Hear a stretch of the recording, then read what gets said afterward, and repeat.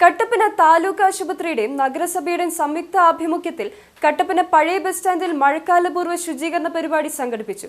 നഗരസഭാ vice chairperson Leelama baby ഉദ്ഘാടനം ചെയ്തു. ഉറവിട മാലിന്യ സംസ്കരണം എന്ന് പറയുമ്പോൾ തന്നെ നമുക്കറിയാം ഏറ്റവും പ്രധാനമാണ് നമ്മുടെ കൊതുക് നശീകരണം. അതിന് ഇവിടെ സൂചിപ്പിച്ചു, നാളെ മുതൽ നമുക്ക് അതിന്റെ ഫോഗിങ് ആരംഭിക്കുകയാണ്.